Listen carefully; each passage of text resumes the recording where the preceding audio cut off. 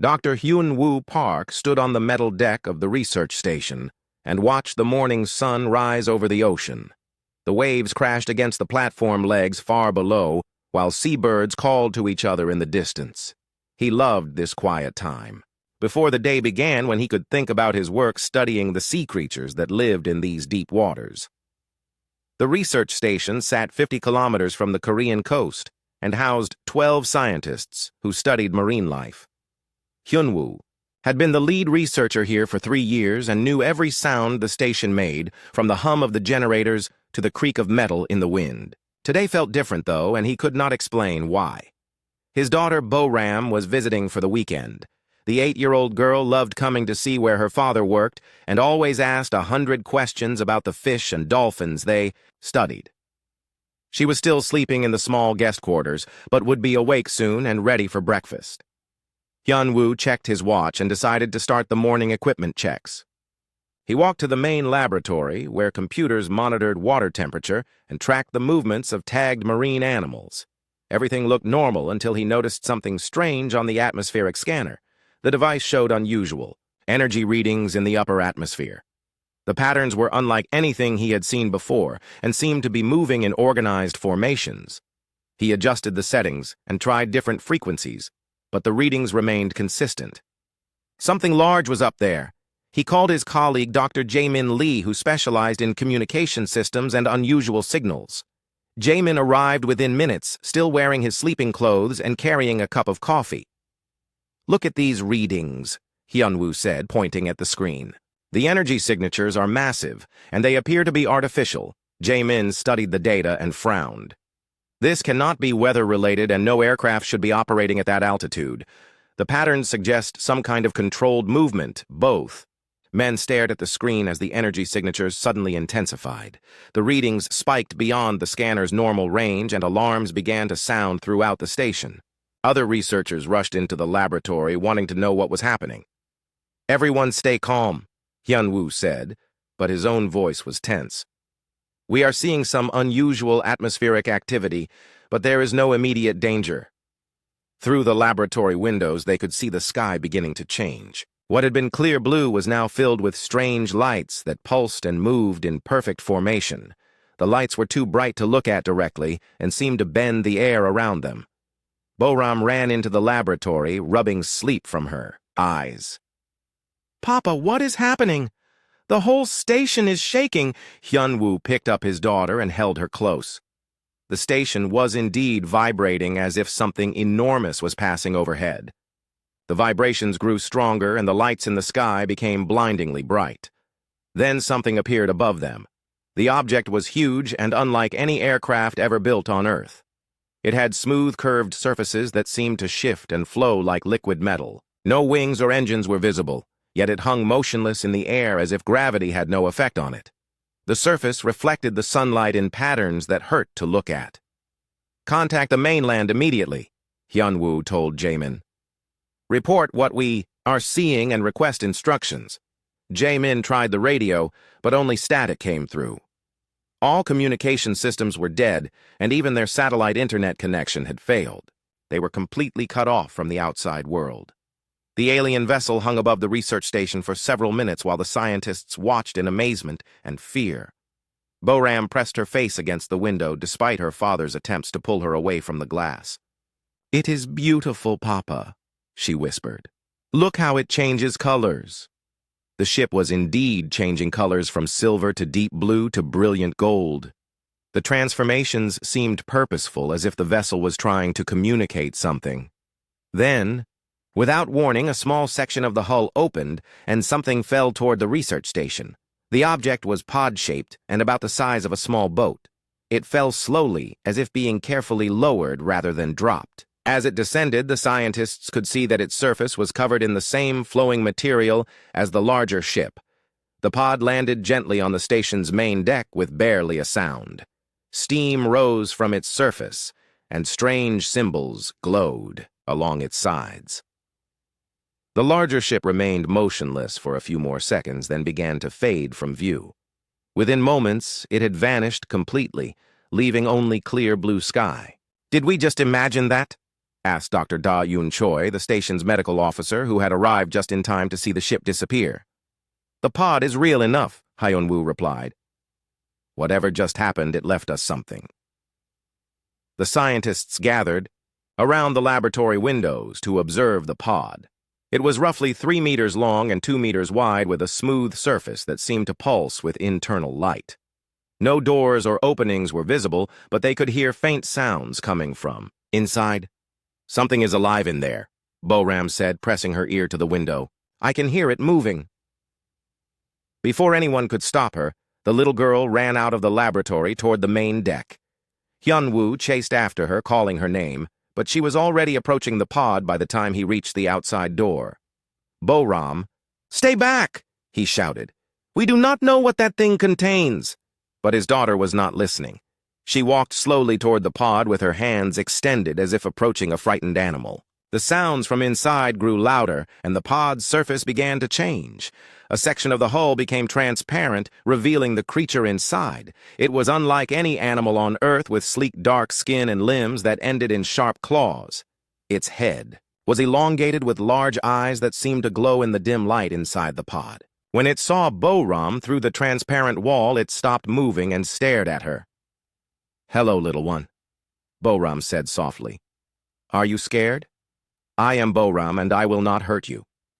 The creature tilted its head as if trying to understand her words. Its claws retracted, and it pressed one hand against the transparent wall.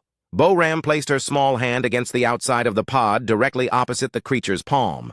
"Papa, come see," she called without taking her eyes off the alien. "It is just a baby, and it is frightened." Hyun-woo approached cautiously, followed by the other scientists. The creature watched them but showed no signs of aggression.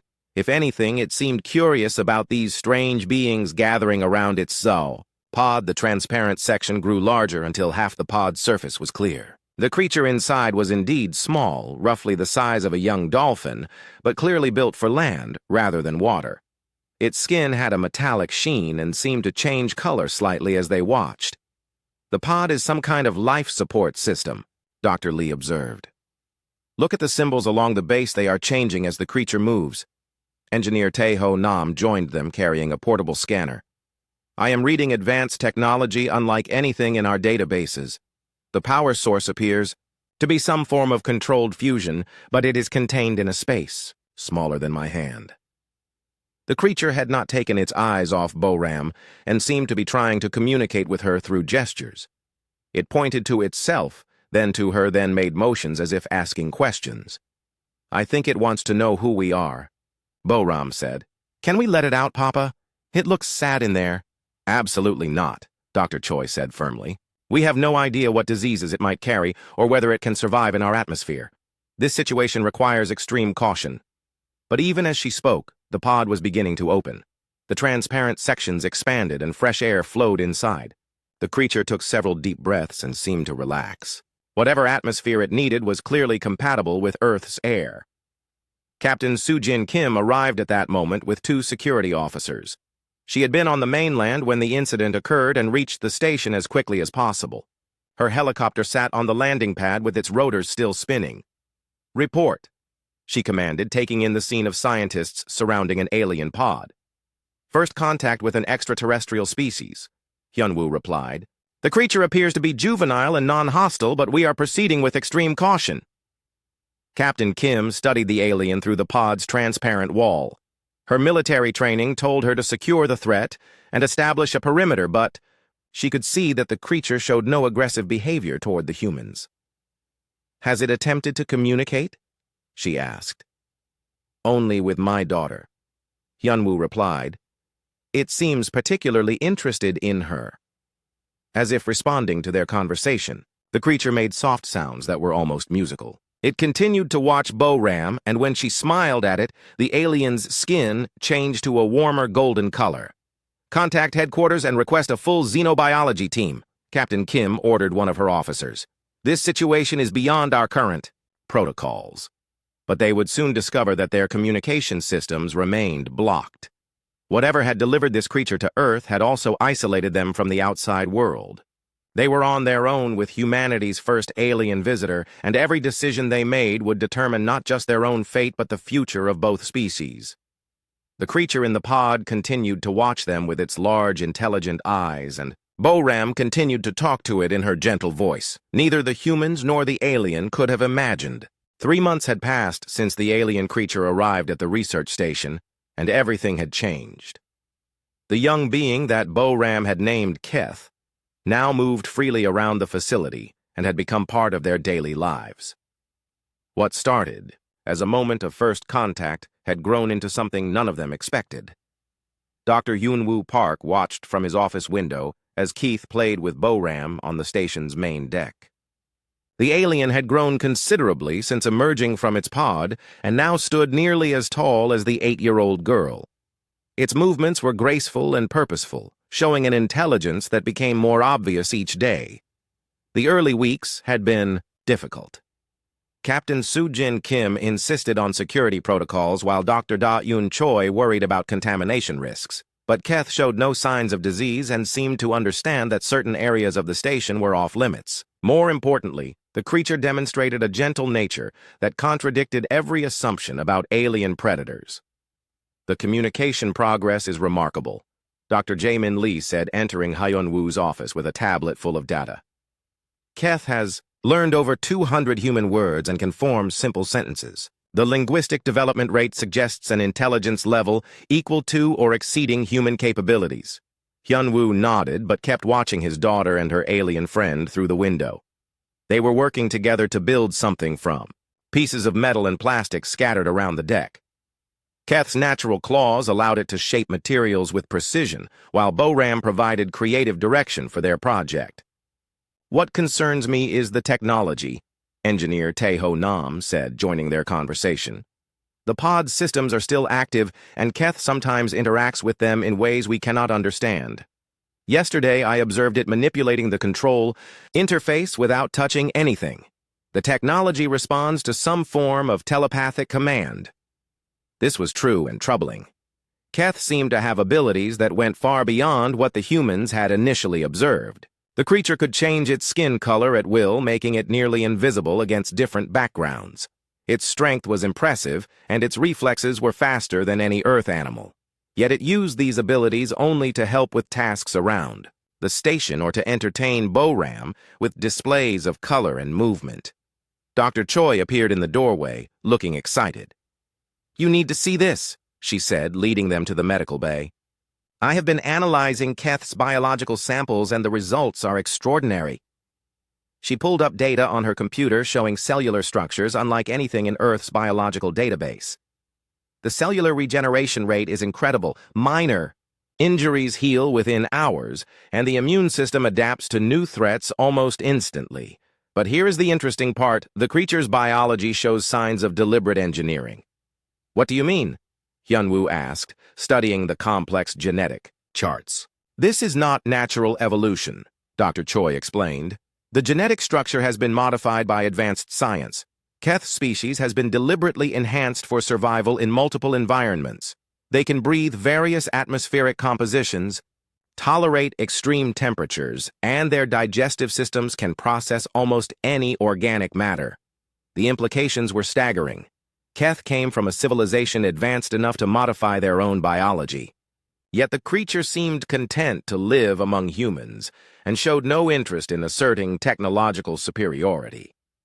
A soft sound drew their attention, and they turned to see Keth standing in the medical bay doorway. The alien had learned to move, silently when it chose to and often appeared without warning. Its large eyes studied the humans, and it made the musical sounds they had learned indicated curiosity. "Hello, Keth," Dr. Choi said warmly. "We were just studying your amazing biology." Keth approached the computer and looked at the genetic data displayed on the screen. Its skin shifted to a pattern of colors that the humans had learned meant intense concentration. After several moments, it began to speak in the careful, precise way it had developed. "My people change bodies for different worlds," Keth said slowly, choosing each word carefully. "Make strong for survive many places. Your people travel to many worlds. Doctor, Lee asked. Are there others like you exploring the galaxy? Keth's skin darkened to the deep blue color that indicated sadness or loneliness. My people hunt, take what want, make others afraid. The humans exchanged worried glances. This was the first time Keth had spoken about its own species in negative terms. Until now, the creature had avoided discussing where it came from or why it was alone. Are your people dangerous? Captain Kim asked. She had arrived quietly and stood ready to act if needed, despite months of peaceful coexistence. Very dangerous, Keth replied. Strong, fast, fight good, take worlds from weak species. But you are not like that, Boram said, entering the medical bay and immediately going to Keth's side. You are kind and gentle, and you help us with our work. Keth looked down at the small girl, and its skin shifted to the warm golden color that meant affection and happiness. Boram, teach me different way. Show me that strong can protect, not just take. The alien had learned this concept from watching human behavior. When storms threatened the station, the humans worked together to secure equipment and protect each other. When equipment broke, they shared tools and knowledge to fix problems. When someone was hurt or sick, the others provided care without expecting anything in return. Tell us about your home, Hyunwoo said gently. What is your world? Like, Keth's skin showed rapidly changing patterns as it searched for words to describe concepts that had no human equivalent. Home is place of testing. Always fight to prove strong. Weak ones, sent away or killed. Only strong, allowed to live. That sounds terrible, Boram said, hugging her alien friend. I am glad you came here where we can be friends, Keth. Not supposed to be friends, the creature replied. Supposed to be left alone. See if humans run away or try to kill. The humans stared at Keth in shock as the full meaning of its words became clear. This had been a test. Someone had deliberately abandoned Keth at the research station to observe human reactions. Who left you here, Captain? Kim demanded. Are they still watching us? Keth pointed toward the sky. Alpha watches, from high above, waits to see what humans do. With dangerous child, Dr. Lee immediately activated the atmospheric scanner but found no unusual readings. Whatever was watching them remained hidden beyond their detection capabilities. The Alpha is your parent, Dr. Choi asked. Alpha is leader of pack, Keth explained. Not parent, but responsible for Keth. Alpha thinks humans will fear Keth, will try to hurt or cage. Instead, we gave you a home and made you part of our family, Boram said. Does the Alpha understand that Keth's skin showed the confused pattern of swirling colors that meant it was processing difficult concepts? Alpha does not understand human way, never seen species that makes family. With different kind, engineer Nam was already working at his computer analyzing months of sensor data. I am finding anomalies I missed before, he said. Subtle gravitational disturbances and electromagnetic shadows. Something large has been in our orbital space this entire time. The knowledge that they were being observed changed everything yet nothing. Keth remained the same gentle, intelligent being they had grown to love. The creature helped with research. Projects shared knowledge about advanced technology and brought joy to their isolated lives. If this was a test, then the humans had already chosen their response. What happens when the test is over? Hyunwoo asked. Alpha will come, Keth replied. We'll see what Keth learned. We'll judge if humans worthy to live. And if we are not judged worthy, Captain Kim asked. Keth's skin turned the deep black color that meant fear or great sadness. Alpha very strong, pack very strong. If humans fail test, Alpha will take Keth and remove humans from existence. The medical bay fell silent as everyone absorbed this information. They had unknowingly been living under a death sentence for 3 months while caring for their potential executioner's child. We need to contact the mainland, Captain Kim said. Earth's governments must be warned about the threat. Communications still blocked, Engineer Nam reported.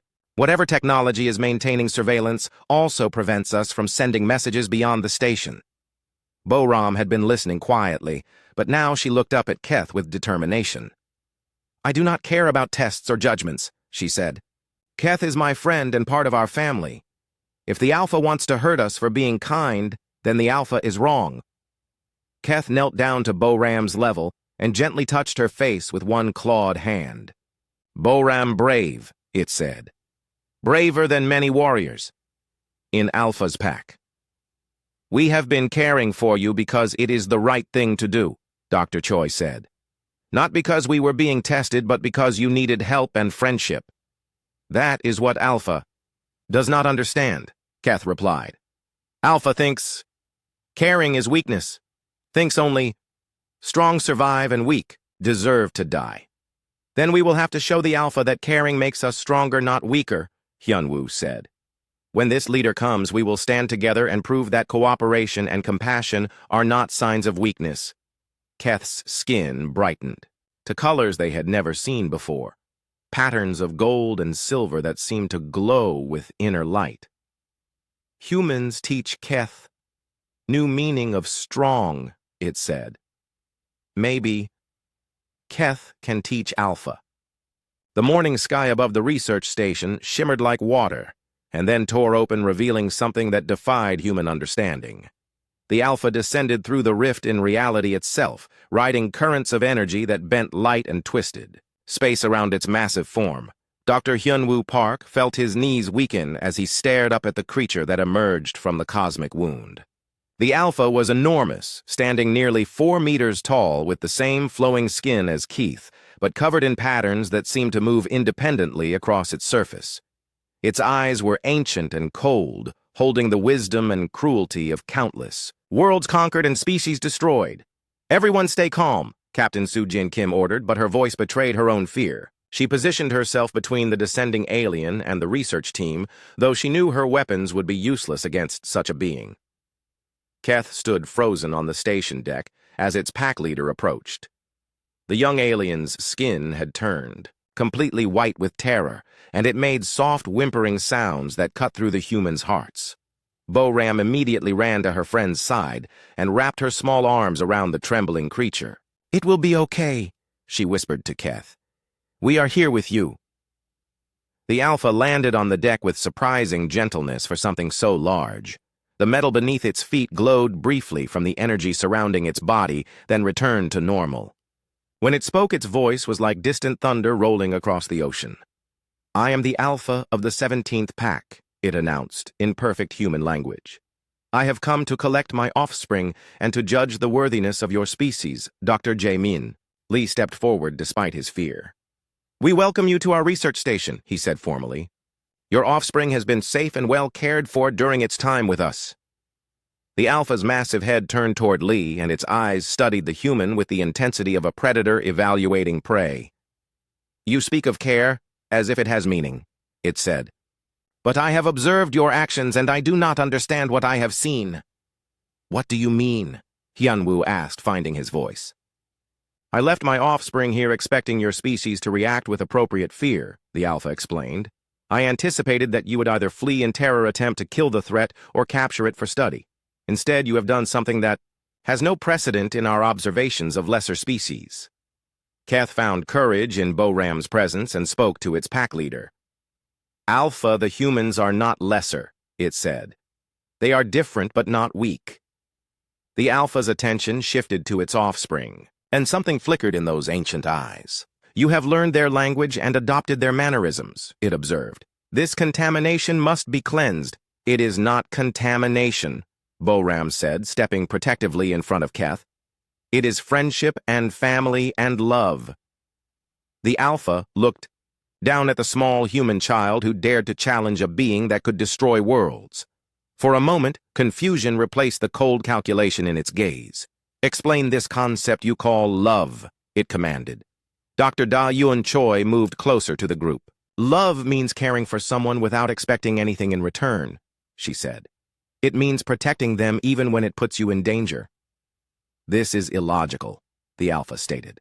"Protecting the weak makes the protector vulnerable to attack. It serves no survival purpose." "But it does serve a purpose," Engineer Teho Nam said. When we protect each other, we all become stronger. When we share knowledge, we all become smarter. When we work together, we can accomplish things that none of us could do alone. The Alpha's skin began to show the same confused color patterns that Keth displayed when processing difficult concepts. You claim that weakness creates strength. This contradicts all natural law. Watch, Keth said suddenly. The young alien moved to a heavy piece of equipment that had been damaged in a recent storm. Alone, Keth cannot move. The creature strained against the massive metal device, but could not budge it despite its considerable strength. Then the humans joined in. Yun Wu and Captain Kim took one side, while Lee and Nam took the other. Choi and Boram coordinated their efforts. Together they lifted the equipment and moved it to a new location. See? Keth said to the Alpha. Together, stronger than apart. Humans teach this to Keth. The Alpha studied this demonstration with obvious bewilderment. In its experience, the strong took what they wanted from the weak.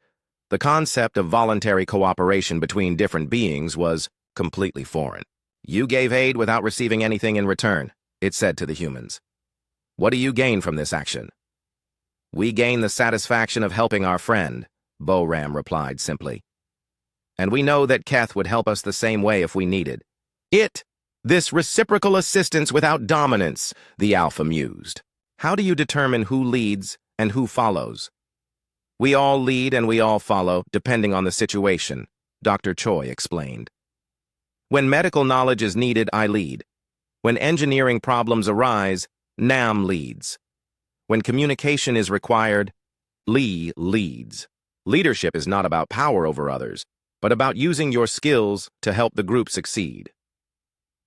The Alpha walked slowly around the research station, examining the evidence of human and alien cooperation. It saw the improvements Keth had made to their equipment using advanced knowledge freely shared. It observed the care stations set up for Keth's comfort and the modifications made to accommodate an alien physiology. Most importantly, it noticed the genuine affection between its offspring and these humans. The offspring appears healthy and has grown significantly, the Alpha observed. What sustenance do you provide? We feed Keth the same food we eat, Hyunwoo said. We modified our meals to meet its nutritional needs, and Keth showed us which earth plants and fish are compatible with its biology. You altered your own feeding patterns to accommodate an alien digestive system, the Alpha stated. This represents a significant sacrifice of resources. It is not a sacrifice when you are feeding family, Boram said. We share our food because we love Keth. The Alpha's massive form shuddered, and its skin displayed colors that Keth had never seen before. The ancient being was experiencing emotions that had no names in its language. I do not understand this, love, it said quietly. In my species, the strong consume the resources they need, and the weak adapt or die. You voluntarily diminish your own resources to strengthen another being? Yes, Dr. Lee said. Because making Keth stronger and happier makes all of us stronger and happier. The Alpha approached Keth and studied its offspring closely. The young alien stood straight and proud, no longer trembling with fear. Its skin showed the healthy golden patterns that indicated contentment and confidence. You have changed, the Alpha observed. Your communication skills have improved, and your physical development exceeds normal parameters. But more significantly, your behavioral patterns have altered in ways I cannot explain. Keth learned new way to be strong, the young alien replied. Strong not just for fighting, but for protecting and helping and caring. Show me, the Alpha commanded. Keth looked around the deck and saw Dr. Choi struggling to lift a heavy container of research samples. Without being asked, the young alien immediately went to help lifting the container easily in its powerful arms and carrying it to where the doctor needed it placed. Thank you, Keth, Dr. Choi said with genuine gratitude. The Alpha watched this interaction with growing confusion. You provided assistance without being commanded, it said to its offspring. You gained no advantage from this action. Keth gained friendship and happiness, the young alien replied. Dr. Choi helps Keth when hurt or sick. Now Keth helps Dr. Choi with heavy work. Both benefit. But you could have simply taken what you wanted, the Alpha argued. Your strength exceeds hers. Taking makes enemies, Keth explained. Helping makes family. The word family seemed to strike the Alpha like a physical blow.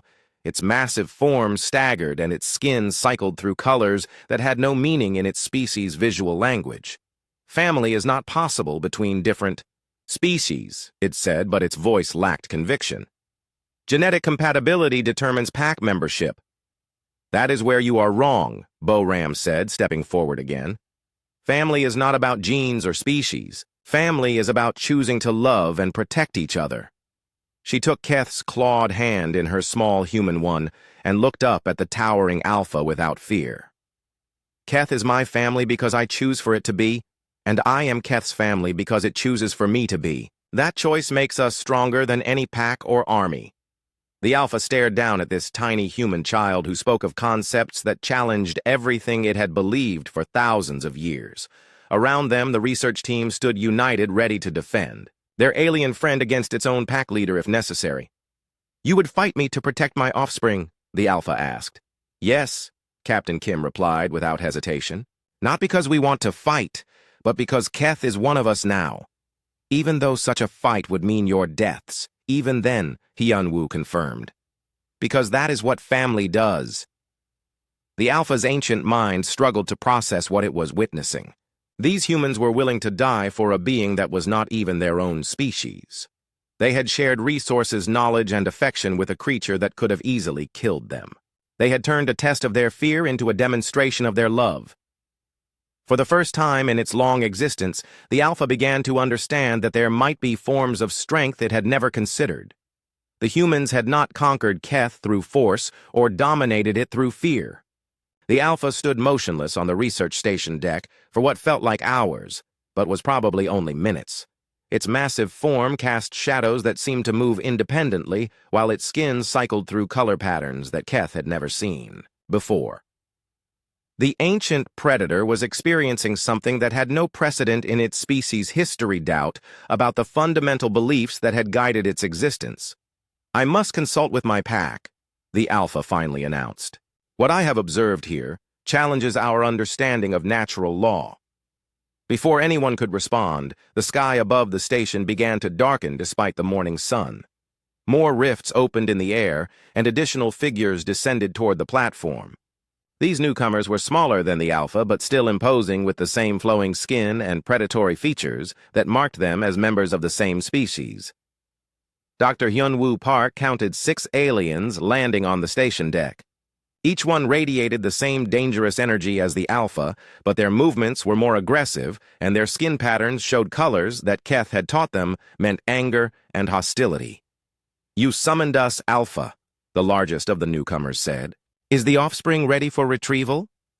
"The situation is more complex than anticipated," the Alpha replied. "These humans have demonstrated behaviors that do not conform to our predictions." Captain Sujin Kim quietly positioned her security officers around the deck, but she knew their weapons would be useless against these beings. The aliens moved with fluid grace that suggested speed and strength far beyond human capabilities. "What complexity?" another pack member demanded. "The test was simple. Observe how the humans react to a dangerous predator and judge their worthiness accordingly." Keth pressed closer to Bo-Ram as the new arrivals studied the scene with obvious confusion. The young alien's skin showed the dark blue of fear, and its musical voice trembled as it spoke. "These are my packmates," it explained to the humans. "They have come to take me away." "No one is taking you anywhere," Bo-Ram said firmly. "This is your home now." The pack members heard this exchange, and their skin patterns shifted to the aggressive reds and blacks that indicated their readiness for violence. One of them stepped forward and addressed the Alpha. "The offspring has been contaminated by prolonged exposure to these primitives," it said. "The humans have clearly damaged its instincts and corrupted its thinking." "I am not damaged," Keth protested. "I have learned new ways to be strong." "You have learned weakness," the pack member snarled. "Attachment to inferior beings is a failure of judgment that must be corrected." Dr. Jamin Lee tried to mediate the growing tension.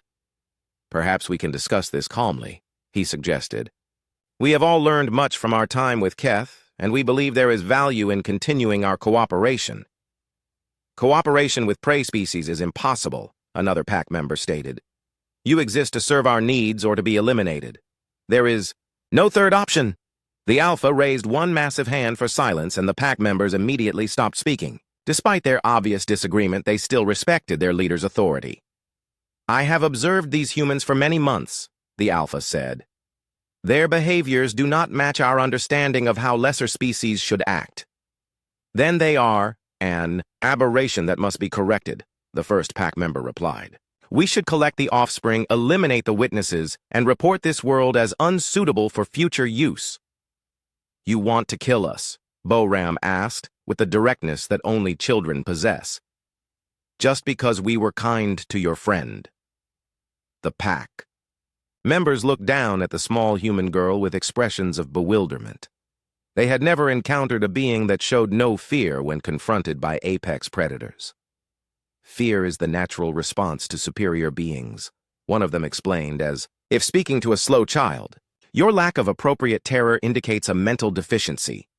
I am not afraid because you have not given me a reason to be afraid, Boram replied. Keth is strong and fast and has sharp claws, but Keth is also gentle and kind and funny. If you are Keth's family, then maybe you can be those things too. The pack members' skin patterns shifted to colors that Keth recognized as confusion mixed with irritation. These ancient warriors had conquered dozens of worlds and dominated countless species, but they had no experience with beings who responded to strength with curiosity rather than submission. Engineer Tai-Ho Nam decided to try a different approach. Your technology is impressive, he said, addressing the pack. The energy manipulation and biological enhancements represent science far beyond our current capabilities. We would be honored to learn from you. Knowledge is earned through conquest or trade, a pack member replied. You have nothing to offer that we require. They offer friendship, Keth said, stepping forward despite its obvious fear. They offer care and protection and the chance to be part of something larger than yourself. Sentiment is weakness, the pack member snarled.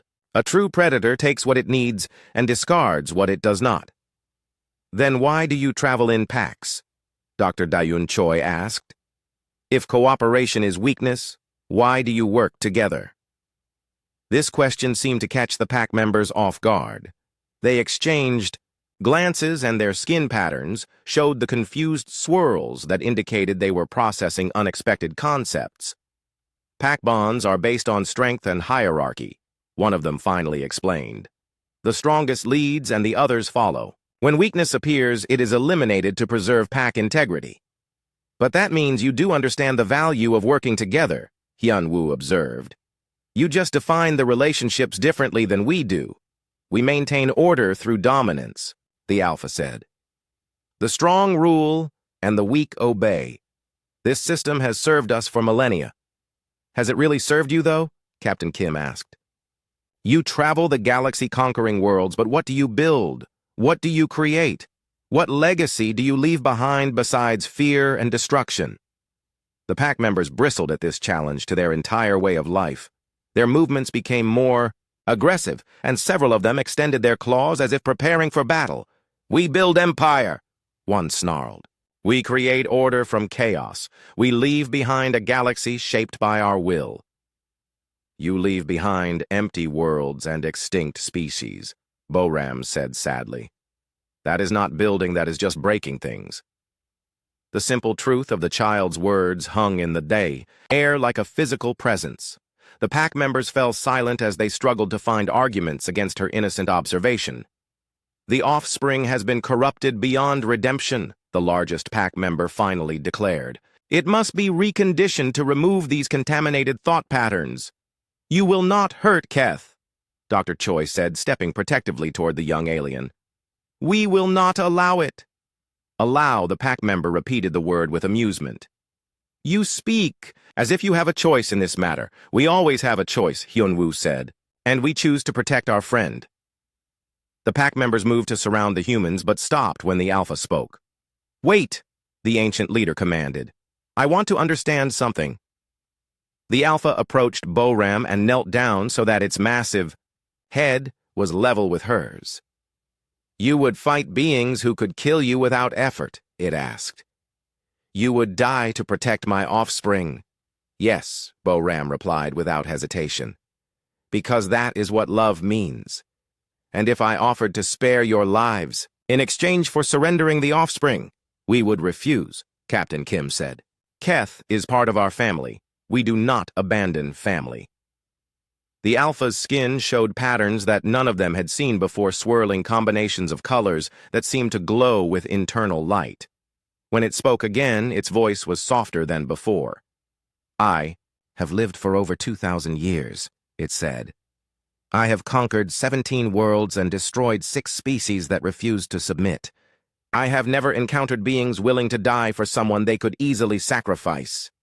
Then maybe you have been meeting the wrong kinds of beings, Bo-Ram suggested. The pack members grew increasingly agitated as their leader continued this strange conversation. One of them stepped forward with obvious intention to end the discussion through violence. Enough of this nonsense, it declared. We will take the offspring and eliminate these aberrant creatures. But as the pack member moved toward Keth, something unexpected happened. The young alien placed itself between the advancing warrior and Bo-Ram, spreading its arms wide in a protective gesture. No, Keth said with a strength that surprised everyone. You will not hurt my family. The pack member stopped in shock. Never before had a young member of their species challenged an adult warrior. The act was unprecedented and potentially punishable by death. Stand aside, offspring, the warrior commanded. Your attachment to these primitives ends now.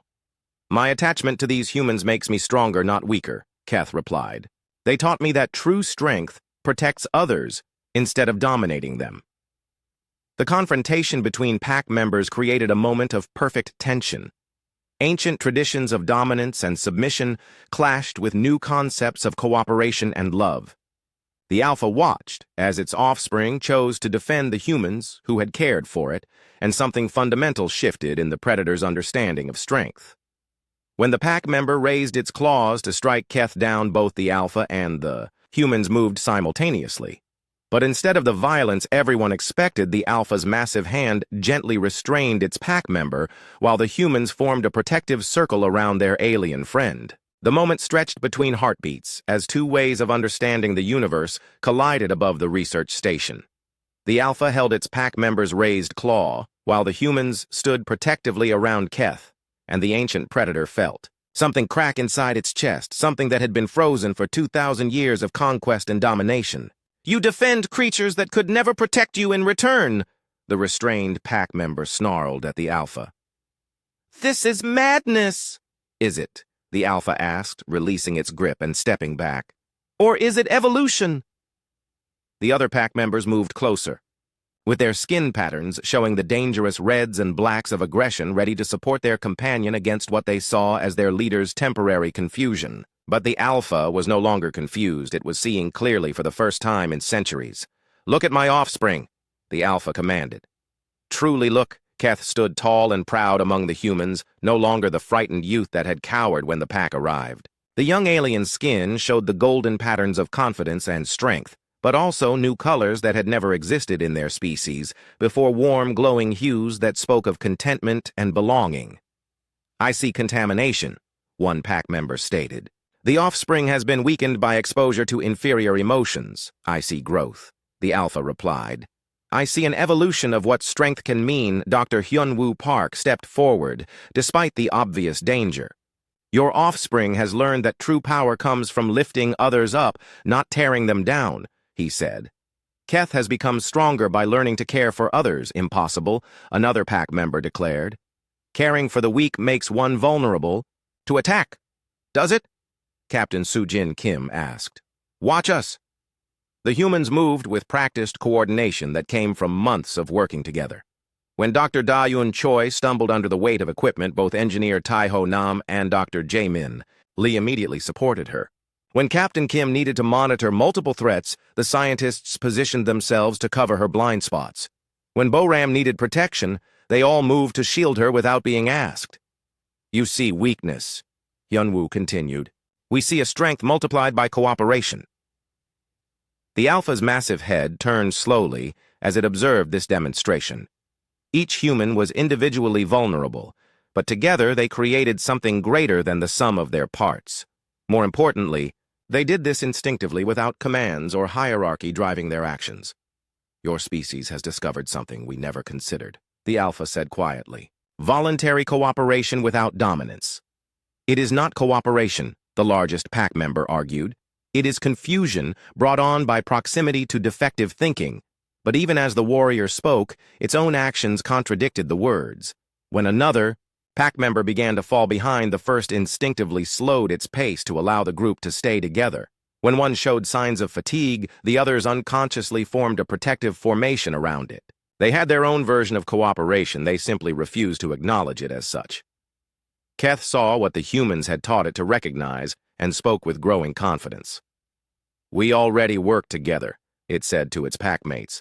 "We already protect each other. We just pretend we do not, because we think caring is weakness." "Silence, Offspring," the pack warrior commanded. "You have been corrupted by exposure to primitive concepts." "Have I been corrupted?" Keth asked. "Or have I learned to see clearly?" The young alien walked slowly toward its packmates, and for a moment the humans feared it might be abandoning them for its own kind. Instead, Keth stopped just outside striking distance and began to change. Its skin shifted through patterns that told a story in the ancient visual language of their species. The colors spoke of loneliness and fear transforming into warmth and belonging. They showed strength growing not through conquest, but through protection. They painted images of joy and laughter and the deep contentment that comes from being truly accepted.